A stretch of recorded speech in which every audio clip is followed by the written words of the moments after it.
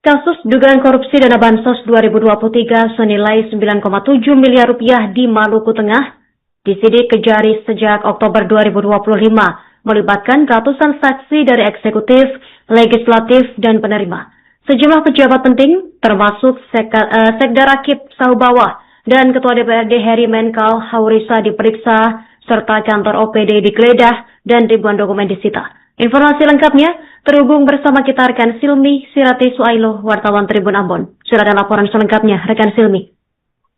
Baik, terima kasih rekan Justina. Selamat siang Tribuners, dengan saya jurnalis Tribun Ambon Silmi Sirati melaporkan dari Kota Masahi, Kabupaten Maluku Tengah, di mana benar sekali rekan Justina, kurang lebih 6 bulan berlalu kasus dugaan korupsi dana bantuan sosial pada Dinas Koperasi dan UMKM Maluku Tengah senilai 9,7 miliar disidik oleh Kejaksaan Negeri Maluku Tengah sejak Oktober 2025. Dan hampir 6 bulan ini memang kasus tersebut masih bergulir dan masih diusut oleh Kejari Maluku Tengah. Dan pada perjalanannya Justina dan juga Tribuners, ratusan saksi telah diperiksa, termasuk para pihak yang cukup penting di Kabupaten Maluku Tengah juga telah dipanggil untuk dimintai keterangan sebagai saksi. Dan hingga saat ini Kejari Maluku Tengah belum juga buka-bukaan ke publik terkait dengan calon tersangka maupun penetapan tersangka. Dan Justina dan Tribuners dapat kami laporkan bahwa saat ini memang masih berjalan proses pemeriksaan, dan tepat Senin 6 April 2026 kemarin saat kami mengonfirmasi Kasih Intel Kejari Maluku Tengah, di mana ia juga menyampaikan bahwa saat ini masih dilakukan pemanggilan terhadap kelompok penerima bantuan sosial tahun anggaran 2023. Selain itu terjadwal juga pemanggilan kepada pihak-pihak tertentu. Dan Kasih Intel Kejari Maluku Tengah juga menyampaikan bahwa pemanggilan ini tentu akan dilayangkan kepada pihak-pihak yang memiliki keterlibatan dalam penyaluran bantuan sosial tahun anggaran 2023. Dan Justina juga Tribuners, kasus ini memang cukup menyita perhatian publik. Pasalnya ratusan saksi telah dipanggil, baik kelompok penerima, pihak-pihak dari lembaga eksekutif di Kabupaten Maluku Tengah maupun lembaga legislatif juga dipanggil, termasuk Ketua DPRD Maluku Tengah maupun Sekretaris Daerah Maluku Tengah. Dan hingga saat ini Kejaksaan Negeri Maluku Tengah juga sedang menanti audit investigasi dari Kejati Maluku. Audit ini yang bertujuan untuk menghitung kerugian negara pada kasus yang sementara diusut ini. Kemudian Justina dan Tribuners dapat kami informasikan sejumlah rangkaian pengusutan juga telah dilakukan, mulai dari pemanggilan para saksi, kemudian penggeledahan dua kantor di Pemda Maluku Tengah, yakni kantor Bapetbangda Maluku Tengah dan juga kantor Dinas Koperasi dan UMKM Maluku Tengah. Dan dari penggeledahan itu telah diamankan ribuan dokumen penyaluran bantuan sosial tahun 2023.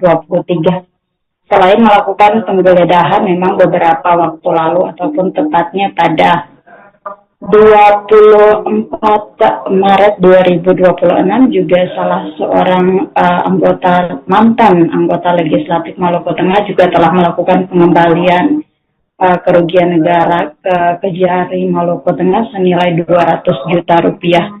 Dan dari konfirmasi yang kami lakukan dengan pihak kejaksaan, apakah dimungkinkan akan adanya pengembalian uang negara dari pihak yang lain, Kejaksaan masih belum mendetail, namun Kejaksaan terus memantau perkembangan ataupun proses ke depannya. Sebagai informasi tambahan untuk Justina, saat ini kasus masih terus bergulir, masih dilakukan pemanggilan terhadap para yang terlibat dalam penyaluran Bansos 2023 ini. Demikian Justina laporan dari Kota Masahi, kembali ke rekan Justina di studio. Untuk hari ini ada panggilan yang saksi terkait Bansos ini. Ini saksi yang dipanggil dari unsur mana nih Pak?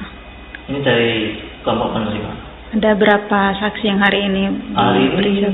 Yang datang satu kelompok penerima. Ya. Tapi yang dijadwalkan atau dalam agenda ada berapa kelompok Pak? Satu itu. Satu saja ya Pak ya. Untuk para saksi kedepannya memang kelompok penerima ini masih akan dipanggil ya Pak ya? Masih akan dipanggil lagi yang kemarin itu. Saya datang akan dipanggil lagi dan yang Siap. Pak, ini kan sudah ke tahap penyidikan kurang lebih 6 bulan. Iya.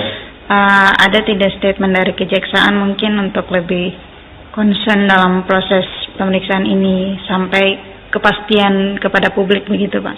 Kejaksaan Negeri Maluku Tengah kita berkomitmen bekerja sesuai dengan prosedur dan akuntabel sesuai dengan aturan. Kita pasti segala sesuatu berdasarkan aturan. Kita tidak akan melenceng dari aturan itu. Makanya masyarakat Maluku Tengah, khususnya Maluku Tengah, jangan khawatir dengan komitmen kita. Kita akan bersikap lurus dan tegas terhadap suatu penyelenggaraan.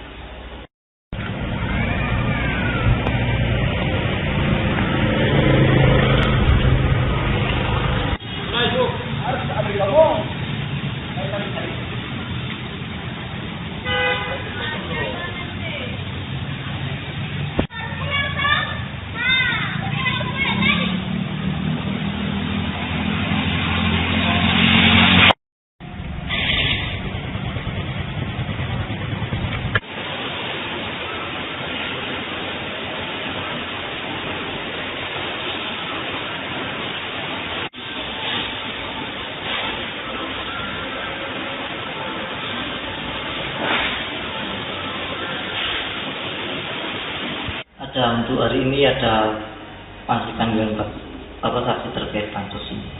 Ini saksi yang dipanggil dari unsur mana nih Pak? Ini dari kelompok penerima. Ada berapa saksi yang hari ini? Hari ini yang datang satu kelompok penerima. Saksi, ya. Tapi yang dijadwalkan atau dalam agenda ada berapa kelompok Pak? Satu itu. Satu saja ya Pak ya.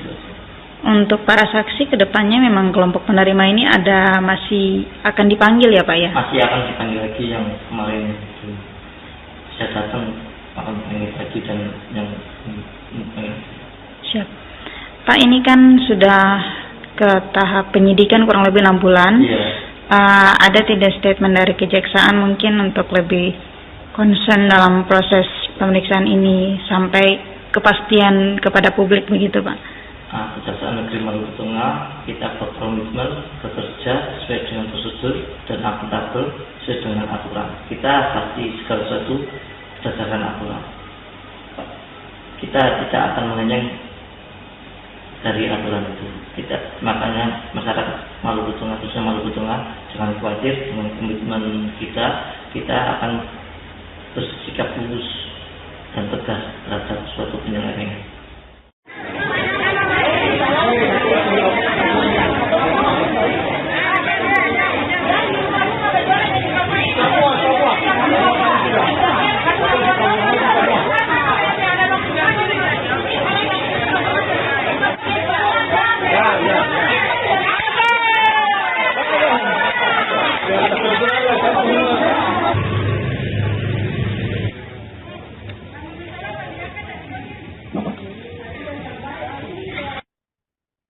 Penataan pedagang di Kota Bula, Seram bagian timur Maluku terus digencarkan pada Selasa 7 April 2026 dengan sebagian mulai menempati pasar utama.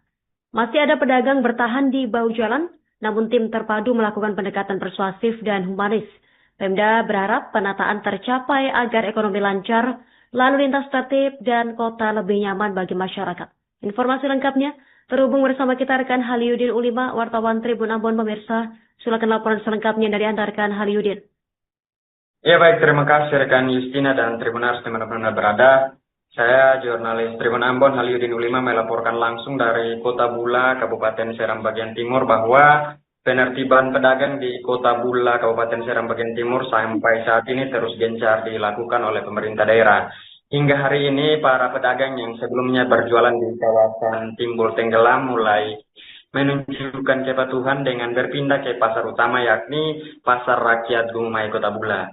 Meski demikian, rekan Justina dan Tribuners, masih ada sejumlah pedagang yang hingga hari ini masih bertahan berjualan di bahu-bahu jalan. Petugas dari tim terpadu pun terus melaksanakan pendekatan secara persuasif dan humanis guna mengajak para pedagang mengikuti penataan tanpa menimbulkan konflik. Asisten 2 Sekretaris Daerah SBT Kabupaten Seram Bagian Timur Abu Saleh Salempesi mengatakan bahwa pemerintah mengedepankan pendekatan kekeluargaan dalam proses ini. Ia mengakui masih ada keluhan terutama terkait lokasi berjualan yang dianggap kurang strategis. Namun, pemerintah terus memberikan pemahaman bahwa penataan ini dilakukan demi kepentingan bersama. Penataan pasar ini melibatkan tim terpadu lintas OPD, mulai dari Dinas Pekerjaan Umum, kemudian Dinas Lingkungan Hidup, kemudian ada juga Satuan Polisi Pamung Praja, hingga pemerintah kecamatan dari tingkat desa. Di lapangan, Tribunaris petugas aktif melakukan pengawasan sekaligus membantu mengarahkan pedagang ke lokasi yang telah disediakan. Selain penataan, pemerintah daerah juga menyiapkan fasilitas pendukung untuk meningkatkan keamanan dan kenyamanan di kawasan pasar. Di antaranya ada pembangunan 2 pos keamanan yang dijaga oleh Satuan Polisi Pamung Praja masing-masing di kawasan Pasar Lama dan yakni di kawasan Pasar Utama. Selain itu juga terdapat pemasangan kamera pengawas atau CCTV di sejumlah titik strategis. Langkah ini diambil menyusul keluhan dari para pedagang terkait kasus pencurian yang kerap terjadi. Dengan adanya pos keamanan dan CCTV diharapkan aktivitas jual beli dapat berlangsung lebih aman dan tertib. Pemerintah juga memastikan bahwa penataan dilakukan secara bertahap agar tidak menimbulkan gejolak di masyarakat.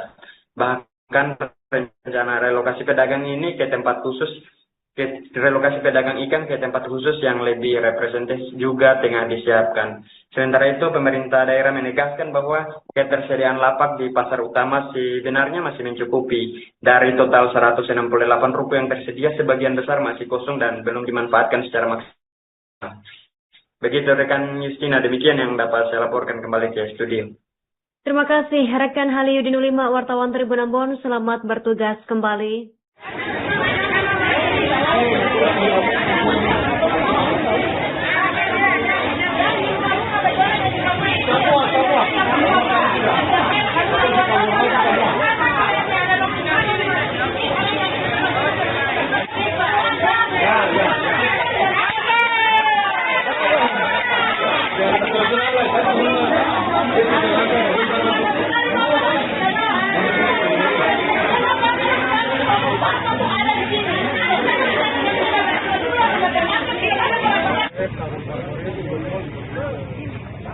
Jadi anggaran kamu berdua. Ada. Karena posisi kira-kira lulus berapa Pak?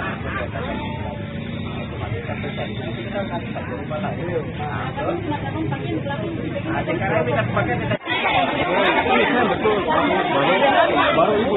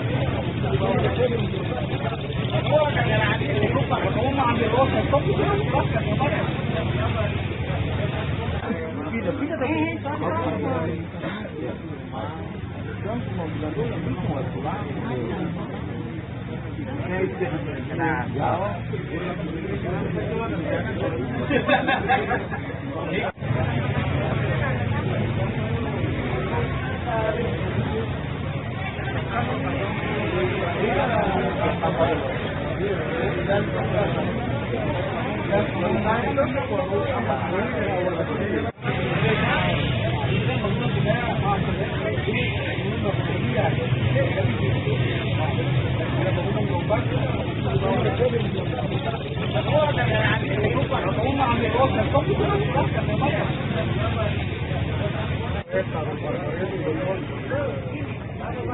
kita kehilangan kamu berdua. Ada. Karena posisi adalah kebetulan kan tidak. Kira-kira lolos berapa lah?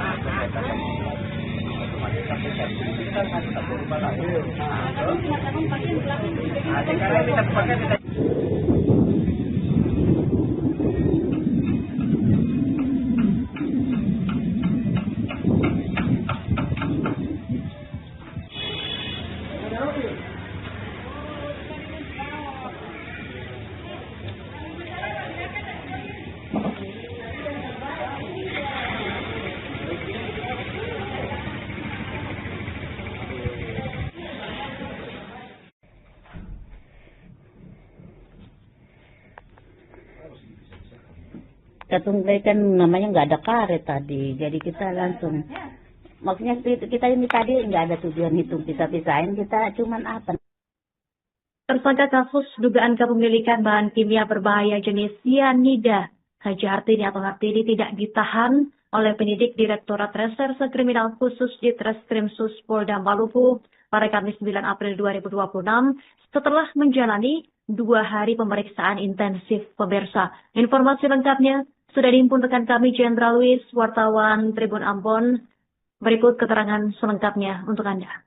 Ya, terima kasih rekan di studio. Tribuners, dapat saya laporkan tersangka kasus dugaan kepemilikan bahan kimia berbahaya jenis cyanida Haji Hartini tidak ditahan oleh penyidik Direktorat Reserse Kriminal Khusus atau Ditreskrimsus Polda Maluku pada Kamis 9 April 2026.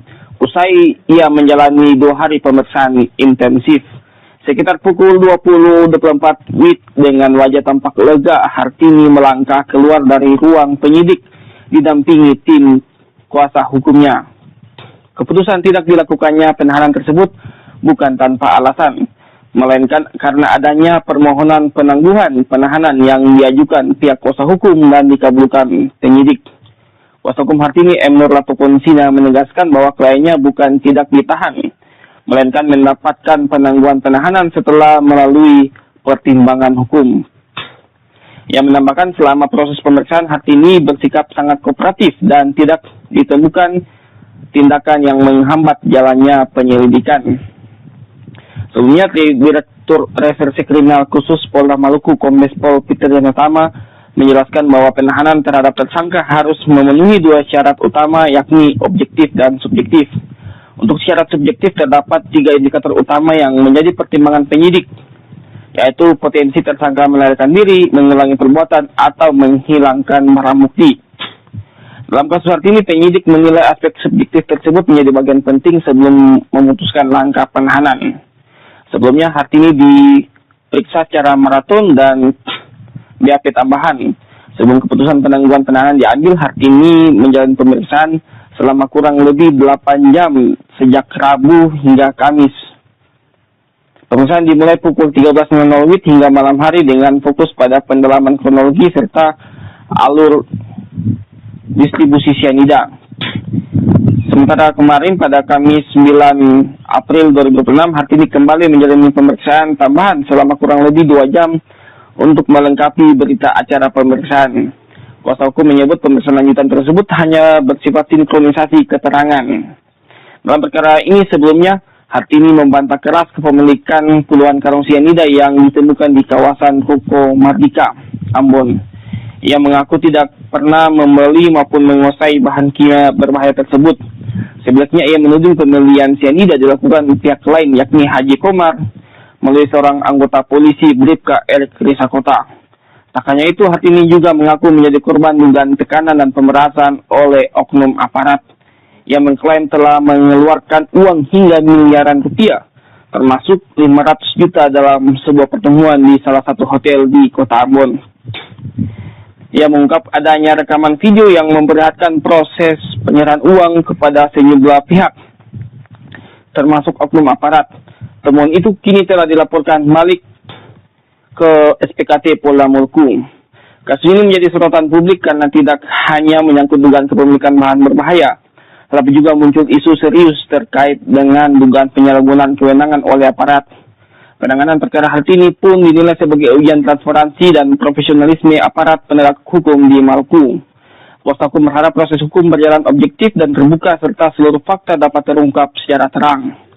Kini publik menanti langkah lanjutan penyidik dalam mengungkap rekonstruksi perkara secara utuh, termasuk menguji kebenaran berbagai tudingan yang mencuat dalam kasus cyanida tersebut. Terima kasih, kembali keberatan di studio. Tuyul yang jaga api masih bertahan, habis nyepet.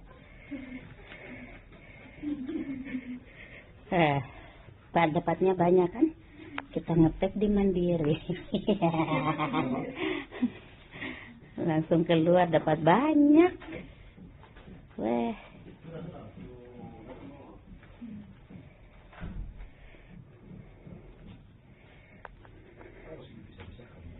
Katunggai kan namanya nggak ada karet tadi, jadi kita langsung, maksudnya kita ini tadi nggak ada tujuan hitung pisah-pisahin, kita cuman apa namanya. Hari ini ketum bagi-bagi duit.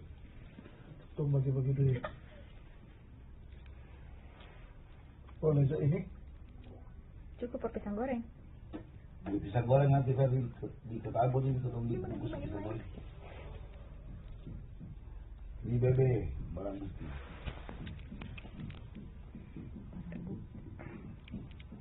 Tapi yang jelas sudah. Oke, selesaikan sekarang tadi saya. Terus video? Iya. Oh, video. Jangan ngomong. Oh, nggak apa-apa. Barang bukti. Ya. Untuk penyelesaian apa? Penyelesaian CEN di pelabuhan Kota Ambon. Iya. Untuk Kapolsek. Itu sih main-main, Bu. Kalau lo main-main mereka berarti lo lewat.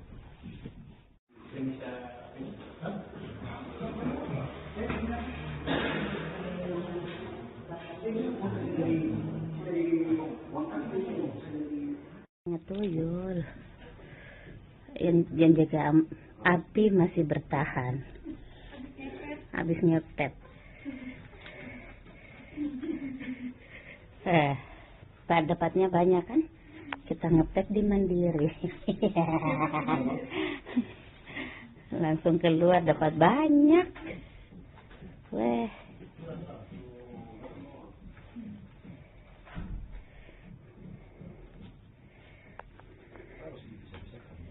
Katunggai kan namanya nggak ada karet tadi, jadi kita langsung, maksudnya kita ini tadi nggak ada tujuan hitung pisah-pisahin, kita cuman apa namanya. Hari ini ketum bagi-bagi duit. Oh, besok ini Cukup pakai pisang goreng. beli pisang goreng nanti saya di kota Ambon ini ketemu di bungkus pisang goreng. Ini bebe barang bukti.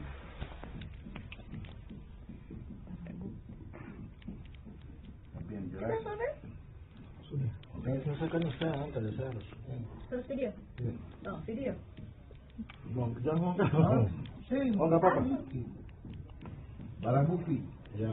Untuk penyelesaian apa? Penyelesaian.